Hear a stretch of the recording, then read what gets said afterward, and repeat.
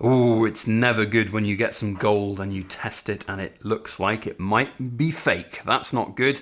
Is it actually fake though? Well, we're going to find out a little bit in this video, which is why we've got dental floss all around some of our beautiful gold sovereigns here. You can see this one testing perfectly and in the green on the Sigma. But this one over here, it's got a warning sign flashing in the red. So the dental floss is for a specific gravity test. We're going to test these coins and see whether or not, with a good degree of certainty, I can say whether they're fake or not. And then we'll talk a little bit about what perhaps you can do to protect yourself as a consumer if you're going to be buying some of these absolutely garbage third-party sovereigns. So let's strap in and have a good old precious metal ramble.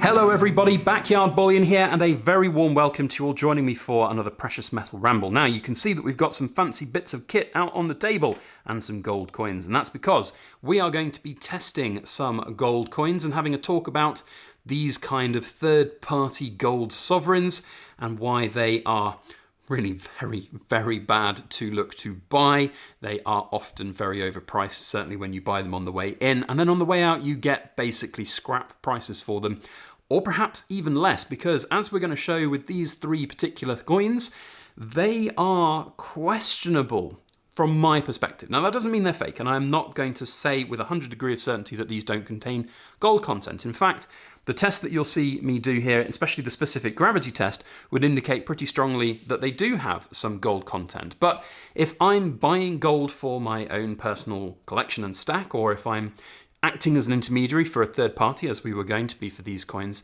I have to be 100%, or at least as close to 100% as I am comfortably possible, to give my personal guarantee if something is genuine. So when I got these coins in and I popped them on the Sigma, which is an incredible piece of kit, not a sponsored video, but you guys need to go and check out Trusty Metrics, the UK exclusive supplier for these machines.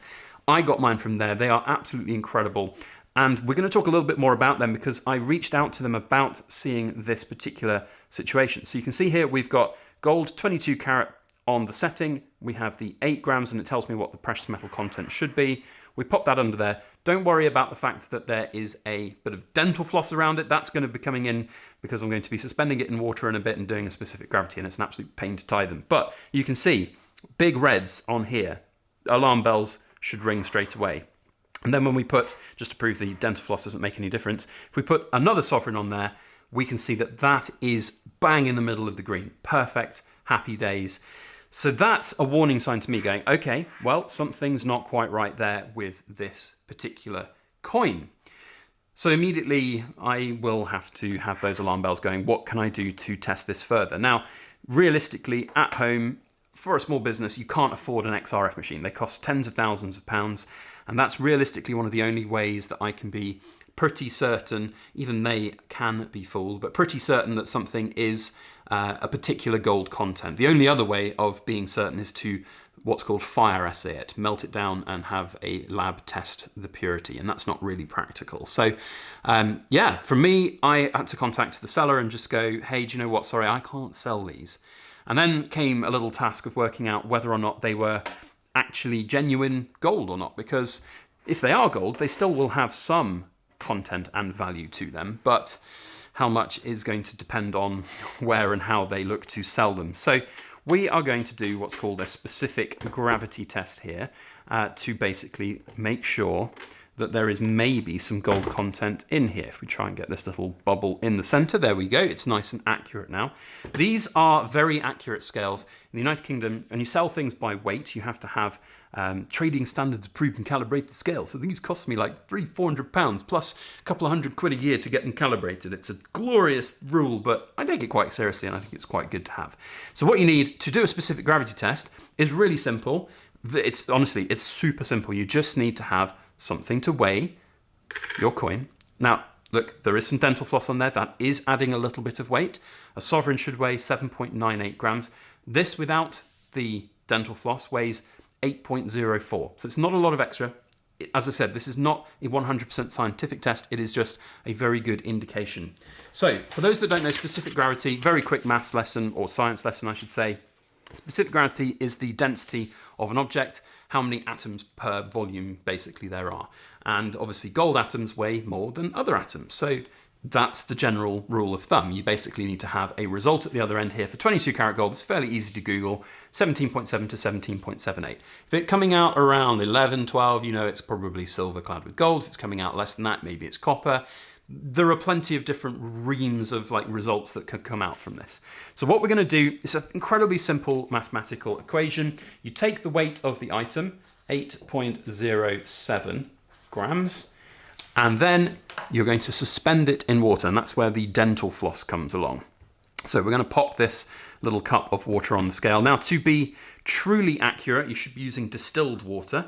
I don't have distilled water here, and again, this is not meant to be a lab condition accuracy test. There will be a margin of error on this, but we can see pretty quickly that there will be a result. And then what you need to do is suspend this in water, and that will then tell us basically the difference in the density of an item compared with a known substance, which is in this case the water. So when we dip it in, you want to make sure that it's not touching sides, it's not touching the bottom, and it's just under the meniscus of the water. And that there is giving us a result of 0.46.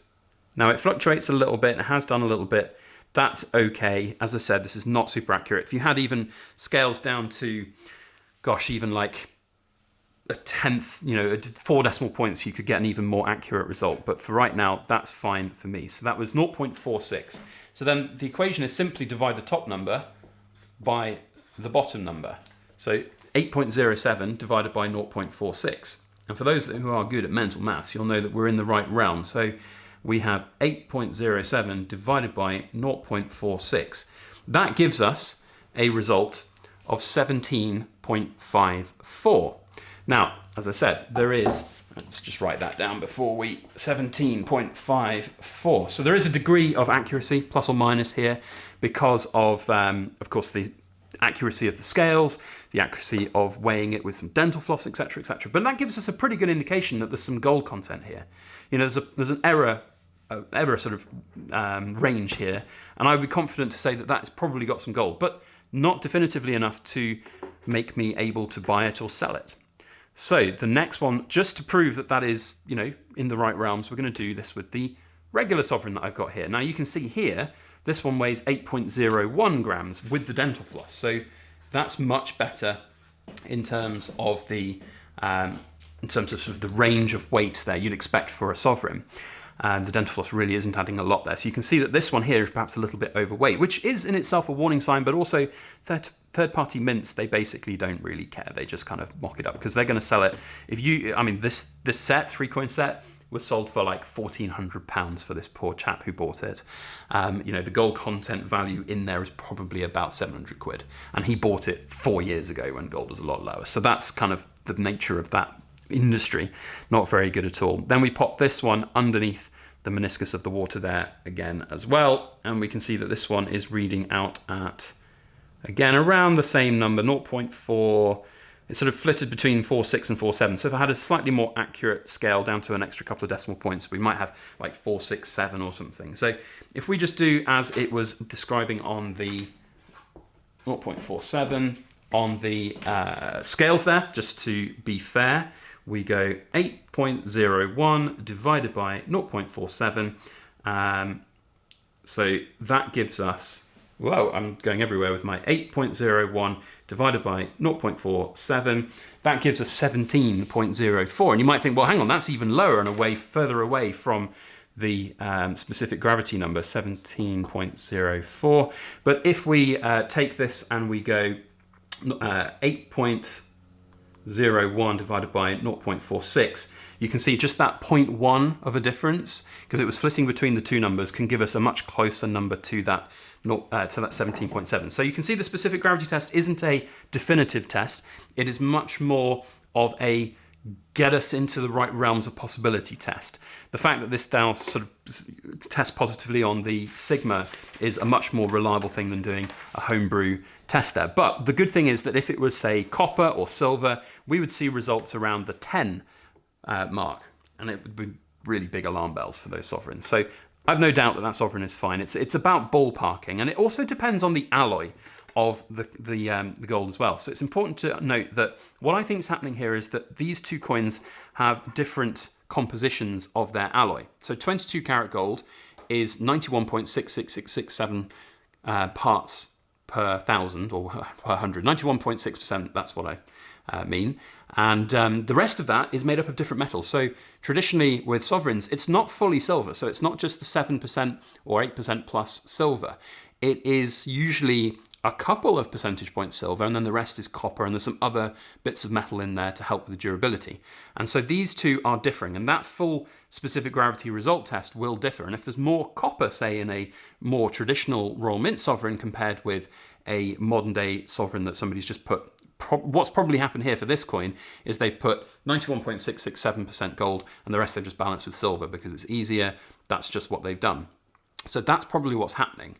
But that means that the Sigma is tricked and it doesn't know what's going on. And this is what makes Sigma really quite unique and cool. So, of course, I reached out to Sigma, the trusty metrics team in the UK, to say, hey guys, look, I'm doing this results video on some coins, and there's some that are failing, and I don't believe them to be fake gold, but I can't say with a definitive purpose. And I sort of don't want to disparage people from buying one of these machines because they are incredibly good, and Trusty Metrics are incredibly good at their customer service. And I reached out to them and just sent them a little video, an explanation going, hey look, this sovereign going under here is coming up in the red, but I believe it still to have gold content. This sovereign's coming up in the green, both done specific gravity tests XYZ.